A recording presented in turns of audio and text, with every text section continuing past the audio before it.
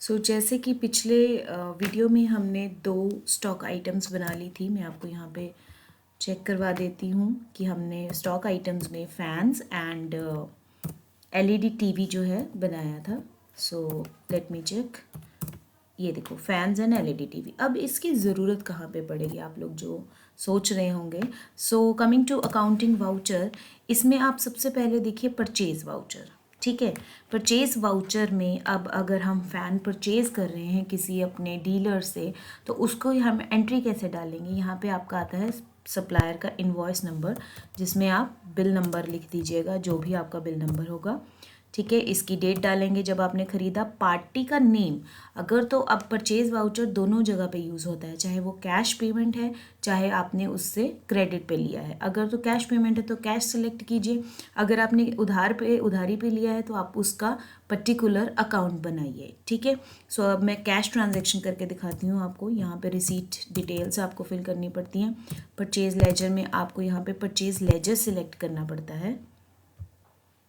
तो इसके लिए आपके पास पहले परचेज लेजर बना होना चाहिए।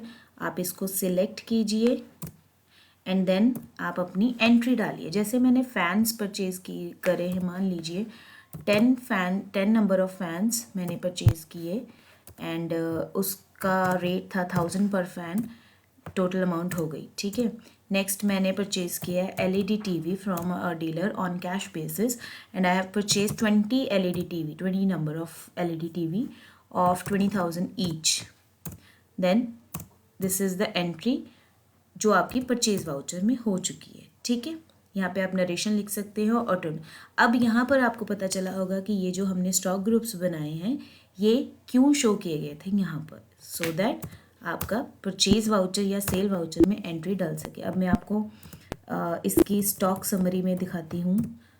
यहाँ पे देखिए इलेक्ट्रॉनिक्स 30 नंबर पीसेज आ गए हमारे पास। 30 number 10 was fan and 20 was LED TV. तो आप स्टॉक समरी में भी ये चेक कर सकते हैं।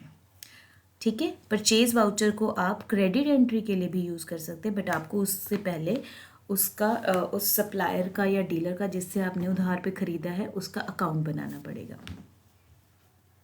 I hope you all understand. Thanks for watching.